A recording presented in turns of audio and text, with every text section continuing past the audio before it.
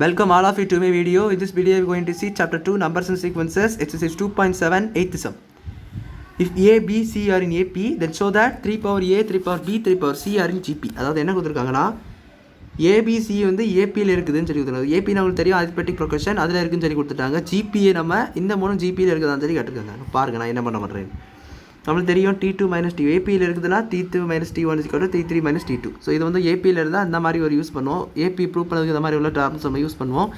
அதை வச்சு வரும்போது ஒரு T1 T2 T3, அதாவது T1 வந்து ஏனோ, T2 வந்து பினோ, T3 சின்னு எடுத்துக்கோங்க. ஸோ T2 உங்களுக்கு B minus A is equal to C minus B கொண்டு வந்துட்டிங்களா? இப்போ பாருங்கள் நான் என்ன பண்ணுறேன்ட்டு.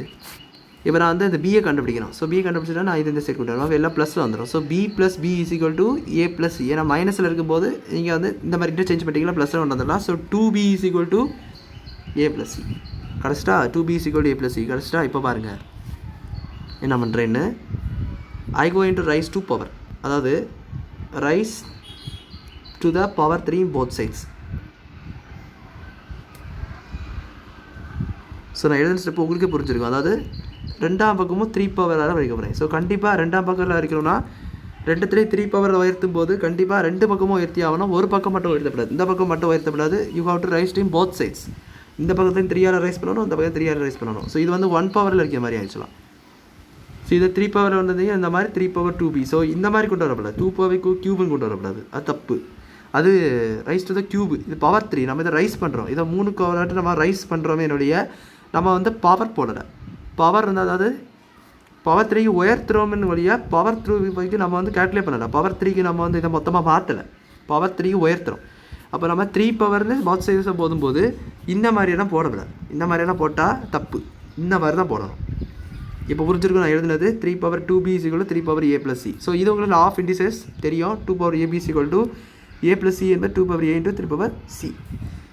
இப்போ பாருங்கள் அவங்க கொடுத்துருந்த சம்மு. ஸோ இங்கே வந்து 3 பவர் 3 ப்ளஸ், அதாவது இன்ட்டு, ஏன்னா 2 பவர் b என்பது என்ன எழுதிக்கலாம், b ப்ளஸ் b அதை கூட எழுதிக்கலாம். 3 பவர் a ப்ளஸ் சி என்பதை நம்ம வந்து இப்படி மாற்றிட்டோம். இப்போ இது அதே போல் மாற்றிக்கலாம். 3 பவர் b இது 3 power b is equal to 3 power a into 3 power C. So இப்போ என்ன பண்ண போகிறேன் பாருங்கள். நம்ம இந்த மெத்தடில் கொண்டு வரணும். T2 by T1 is equal to T3 by. So அதுதான் உங்களுக்கு ஜிபி. இந்த மாதிரி கொண்டு வந்துட்டாலும் ஜிபி. ஸோ T3 இது சி. ஸோ அது மேலே இருக்கணும். ஸோ ஒரு பி கீழே கொண்டு வரணும். அப்போ இந்த சைட் கொண்டு போயிரு, இது இந்த சைட் கொண்டு போயிரு. ஏன்னா இது மல்டிப்ளிகேஷன் தான் இருக்குது. ஸோ இங்கே வந்து divide that is equal to